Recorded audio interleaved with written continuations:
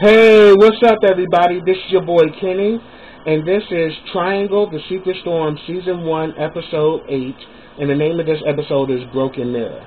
This was a good episode, y'all, and I'm really enjoying the show, and I have to say, shout out to Sean Singleton. This brother is so talented, and I am loving his performance of Gary, and I also shout out to the whole entire cast and crew of this show. I mean, you guys are phenomenal, but to see, Gary's, Gary's dynamics, it's just crazy, and it's just blowing me away of how much of Gary that I'm still learning, because even for me, I'm beginning to start to have some compassion for him. And it's crazy because y'all know I've been going in on Gary, calling him Xanax and everything because, I mean, there is this other entity, which I will still call Xanax, but I actually now understand that Gary the man is totally opposite to what we've been seeing. And it's like we've just been seeing some type of possession that's taken over him, and this is starting to control his life. And it's crazy. I mean, I just had to put that out there. But first, before I really get into this review, subscribe to brtbtv.com. If you have not done so, do it right now. I have the link in the description box. Definitely click on that link, and definitely, subscribe to brtbtv.com, man. I mean, it's nothing but, just nothing but greatness with BRTV TV, so check it out. As well, check out the Triangle Fan Club on Facebook. You get everything BRTV TV, on the Triangle Fan Club. And you get to interact with other fans, the cast and crew, as well as you get updates from the creator, Caesar Williams. All I ask is that if you go to the Triangle Fan Club, show respect to the cast and crew, as well as, as well as the fans as well. So be respectful, but go over there and have a great time and actually, enjoy everything BRTV TV. Also, let me give my condolences to everyone that was affected by the tragedies in Las Vegas, as well as Vegas, Las Vegas, as well as Texas. I'm sorry, forgive me. Also, everyone that was affected by the hurricanes, Harvey, Irma, Jose, and Maria, if you can give any kind of support or relief to people that were affected by these tragedies, please do so, because we need to support each other. Okay, now, let me begin with this episode. And I'll go into more of what I said about Gary earlier, that Gary is starting to grow on me. So, the episode opens up with Peter and Sharon. Now, Peter and Sharon have been fooling around with each other, but then we also know Peter's been fooling around with another person, and, well, pretty much he's also been fooling around with Ty. So, in this scene, they're pretty much talking, going back and forth or whatever. Peter is really trying to get close to Sharon, but Sharon right now is being very distant because she is puzzled and confused, and concerned about Gary. And she starts asking Peter about Gary, and Peter's like, he's cool. I mean, he's really calm. He's good at what he does. He's very cool he's very cool. We've hung out a few times.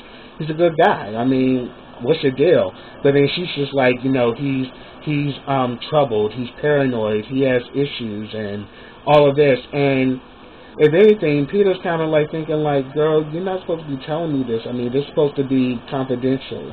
That's, confidentiality. And it's like, Sharon is just kind of like crossing many lines. And it's like she's again putting her career in jeopardy. And it's kind of funny because it's like she hasn't learned this lesson before when she was dealing with Lorenzo and Alex. It's like, again, she's putting her career as well as her self-respect in jeopardy because she's always crossing lines that she shouldn't cross. I mean, one, she's sleeping with Peter, who so happens to be her patient. And on top of it, she's sharing personal information with other parties without that person's consent. That's breaking the confidentiality agreement. So, Sharon, I'm just kind of sitting here and I'm like, Sharon, you are really, it's like you really haven't learned from your mistakes either.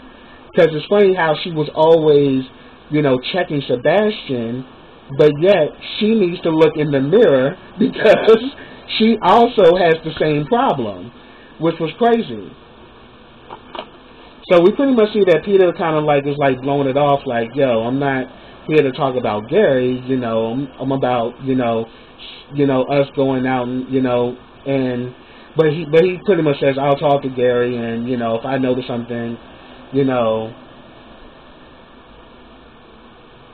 yeah, because also in that scene, she says that she thinks she can make a breakthrough with Gary, and that this will really be big for her career. So she wants to keep working with Gary, because even Peter said if he's becoming a problem, why not send him to somebody else? She doesn't want to do that. So we see that Peter's still trying to make moves on her, but then she shuts him down. So then we get a scene that I laughed my ass off between Ty and Gary. Gary runs up on Ty and was like, oh, I see you got your guitar, so that's what you do. You walk around with a guitar everywhere hoping somebody will take you home. And Ty was like, you did, didn't you? Man, get the fuck out of here with all that. And he was like, why the fuck did you tell Logan about me? And he said that, look, I told you the same thing I told him. I'm not with all of these little fuckboy games you two playing. Keep that shit between y'all and keep me out of it. And he was like, you know what? Me and Logan were fine until we brought your bum ass home, and then on top of it, you gonna start and then make it worse. You gonna go to Logan and tell him lies about me. I'm like, one thing I can say about Ty is Ty doesn't lie. But then Ty was like, look, if you weren't a loon or that you would call the police, I would beat your ass down these steps. I was rolling. I was like, Ty does not play around. So I'm definitely team Ty though, because in some aspect I understand where Ty's coming from. And then Logan, and then Gary's talking about, oh, okay, you want to yeah, I would imagine somebody from your background to want to fight me and all this shit, but I fight in different ways, and just like you took from me, I took from you. And Ty was like, man, what is this, the have and the have-nots? Man, get the fuck out of my face with that dramatic bullshit, and just brush his ass off and walk away. I was laughing like shit. I was like, yo, Ty. I love Ty, because Ty just don't have time for the bullshit. And he ain't really got time to be going around the bush with you. See, Gary likes to do that. Well, a.k.a. Xanax. He likes to do that. And Ty's just not here for it. He's just like, man, dude, you a clown to me. Get the fuck out of my face. I ain't got time for this shit. I'm not going to waste my time fucking around with you. Because, Ty's just like at the point where I look. Because I can pretty much say, like, as I said before, Ty look like he can whoop ass. So, he ain't going to do too much conversation. But yeah, he just kind of shut that down and he was over it. Then we actually see that Gary has another session with Sharon. She puts him under hypnosis again, and he starts talking about blood on his hands, and then we kind of see Xanax again, that evil thing, talking about let's kill this bitch. Let's fuck this bitch up. You need to keep quiet. You ain't gonna say shit. Still this controlling thing, and he's like, yeah, you better not say nothing, because you got blood on your hands. And when they're referring to the blood on his hands, they're talking about the fact that he has actually killed Sebastian. Because we actually get a clip where Sebastian looks dead. And we see Gary's in the bathroom, and then he comes out and he just pushes Sebastian aside like the body means nothing to him. I mean, and we're seeing that that's not who Gary is. But it's that Xanax monster that has now taken over him and is beginning to take control off of Gary's life, where to the point Gary is doing shit that the normal Gary wouldn't do. And it's kind of funny, because I'm starting to see this dynamic, and that's why I'm saying that I'm starting to have compassion for Gary, because I realize that this monster, or this possession that is this psychological possession that he's going through, has literally paralyzed him to be the man that he wants to be. And that's why he's always being so controlling, and why he's so insecure. It explains it, because of whatever trauma or whatever type of traumatic situation he's been through. It has literally paralyzed him to the point where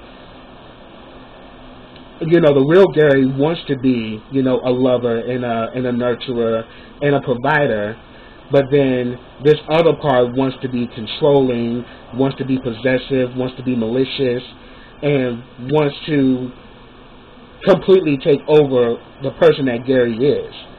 But we're actually seeing that something happened to Gary that has made him this way. And that's what's making me to have compassion for him. But then they also show when Gary tried to leave and Sharon grabbed him, they showed him like choking the shit out of Sharon, but that was what he wanted to do in his mind. So we're even seeing that even mentally he's starting to lose control. And we even saw that while he was in the session with Sharon, he was talking about Logan, and he was saying that I did everything for Logan, and he would just do this to me. I own him. And then Sharon was like, "What'd you just say? Did you just say you own him?" He was like, "No, I said I love him." She's like, "Nah, motherfucker, you said you own him."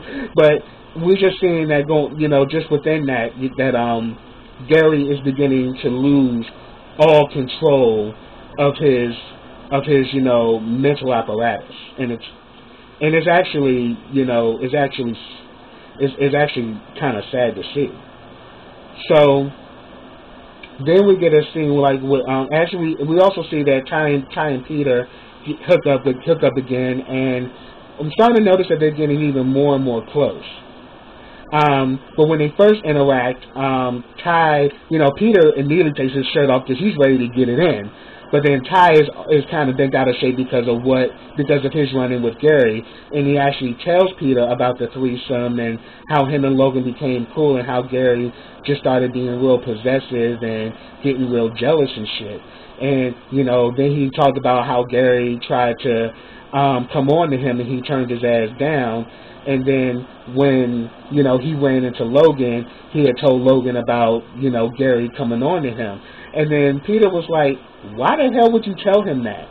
You know that was going to cause a problem. Why would you tell him that?" He's like, "Look, I don't have no cut cards for nobody. I'm an honest motherfucker."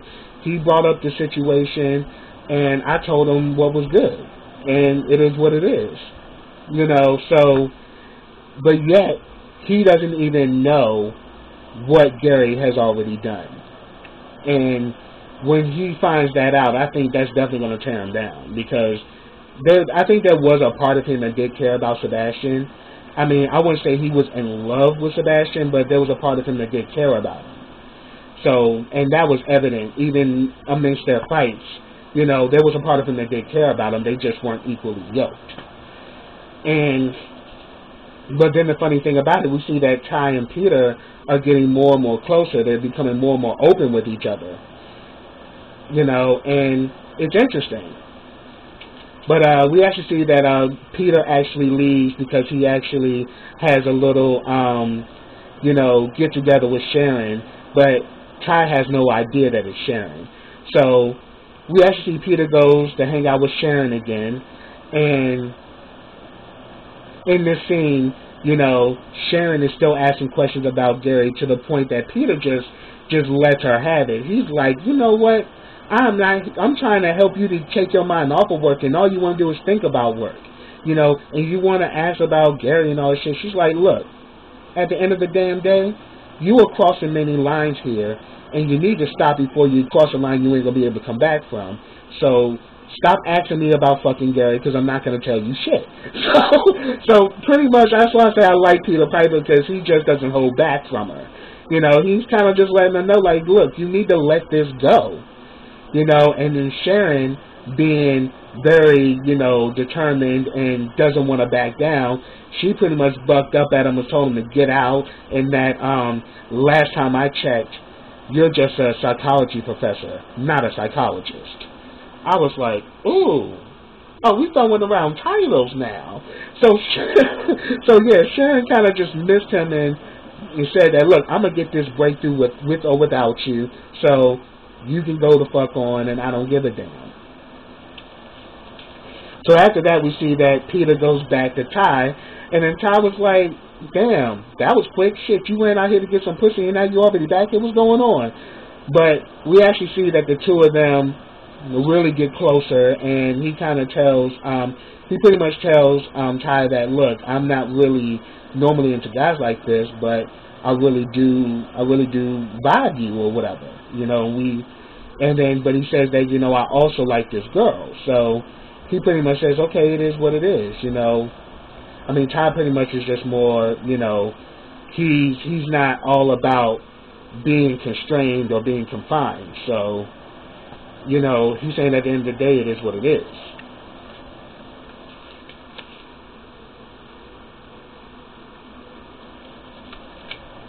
Let's see. Then, we also get a scene at the university with Peter and Gary. And Peter, at first, they pretty much just talking or whatever, and they're just going back and forth. And the next thing you know, this damn Gary starts feeling on his dick and shit, talking about some, have you ever had your dick sucked at work? And, you kind of like, he's like, I know you're into both women and men and everything. What is it like being with a woman? Because maybe I want to try that. And then, next thing you know, this motherfucker literally gets on his knees and was trying to suck Peter's dick. And I'm like, what the fuck? Like, dude, you are at work. You are out in the open, and you trying to suck some dick. Like, I was just like, oh my God. Like, it's really starting to show that this is not Gary. We know Gary is a guy that's very well put together and a guy that's about his business and definitely about his reputation. And you can see that's the Gary that Logan fell in love with. But this Gary that we're seeing, this is not the Gary that Logan knows. This is not the Gary, and we're all beginning to see that, yeah, this is a different Gary that we're starting to see, because I just thought that Gary was just a fucking asshole, but then I realized that, no, he has a problem, and he has a condition. And obviously, he went through something very traumatic that made him like this. Because now you just dropping on your knees and about to suck dick right out in the open and at your job? Really, nigga? That was crazy. And then Peter just like, yo, get up, if you don't get your ass up, you are at work, motherfucker. Get your ass up and act like you got some damn sense. And then he gets up and was like, you're not going to tell anybody, are you? And then walked away. I was like, oh my God, this is crazy. Like, dude is completely losing his sanity. Straight up. Now, after Peter's scene, now he gets where Sharon is coming from with him, that, yeah, he's really getting to the point where he's dangerous, and if I don't get to the bottom of it, he can be harmful to others as well as himself. Little Sharon, you're already too late, because he didn't already harm somebody, and he harmed one of the closest people to you. And when that comes out, that's going to be some shit. So then, one of the last things that happened was Peter actually went back to Sharon after having that whole session with Gary at work. And he said that, yeah, I really see, yeah, you're right, Gary does have a problem. I mean, it's like and she said that, yeah, and she pretty much says that, yes, I know, and, that's why I'm so serious about this, because I think I can help Gary, and I think I can make a breakthrough with him. But if I don't do it soon, he can be dangerous to everyone around, including himself. So they actually start talking, and they pretty much connect again, and she apologizes for the way she talked to him the last time, and he says that, yeah, but now I understand why you kept asking me about him. I mean, now I see that you really do care about him, and that you really do want to get to the bottom of this. So they kind of reconnected, but then he kind of let her know that he's into this guy, and he's really feeling him. And, and also she also talks about, and also while they're having this conversation, she also mentions her brother Sebastian, and that sometimes she wishes she was like Sebastian, so carefree, and, he just has such freedom, and, and just likes, and just He just is a person that just takes life for what it is, and you know, he just faces whatever comes to him. But little do you know, that your brother's gone, and the actual patient that you're trying to treat is the one who killed him. So really, in all honesty, you're kind of a little late, you know, diagnosing it, because he didn't already kill somebody, as far as we know. And then when Peter starts talking about Ty, and that, you know, he met this guy, she's all, oh, that's interesting, because won't you introduce me to him so I can see if he's psychologically right for you, and if things work out right, maybe we can have a threesome. When she said that shit, I'm like, you bitch, you ain't learned your fucking lesson from when you was doing the same shit with Lorenzo and damn Alex and shit. Lorenzo lost his career, you damn near lost your job behind Alex and his bullshit, and here it is, you done put yourself in the same damn situation. But the thing about it, there's going to be some fireworks when they meet each other, because we already know Ty and Sharon don't like each other. And the fact that they fucking the same guy, wow. Boom. I'm waiting for that moment. But yeah, but then like the funny thing about it is that Sharon was talking about Sebastian, and then started talking about, all the men in her past, and all of them did her dirty. But then at the end of the day, it's like, Sharon, you actually suffer from that same curse that your brother has. It's just something about you that you just attract the wrong people, and you put yourself in the wrong situations, because you're not only putting your emotions at risk, you're also putting your career at risk. And you've done it before, and yet you're doing the same damn thing again. So it's kind of funny, but that's what I love about this show, is that everything is intertwined. One thing fucks up here is going to fuck up something over there. And if something fucks up over there, it's going to fuck up something over here. And I just love how it's just this big web that has been set up with all of the counterparts, and they all, have cause and effect on one another. It's just mind-blowing. But yeah, that's what I have, y'all. If I missed anything, put it down in the comments, or if you had some things that stuck out to you in this episode, please put it down in the comments. I'd love to hear your thoughts. But subscribe to my channel. Click that bell so you get notifications every time I drop a video. Also, I've started a GoFundMe. You can find that link in the description box. Also, you can also find all of my other social platforms. They're also listed in the description box as well. Feel free to follow me on Twitter, Facebook, Snapchat. I'm all there. Also, like this video, comment on this video, and share this video. And I will be back with the next episode of Triangle: The Secret Storm. So until then, everybody, take care.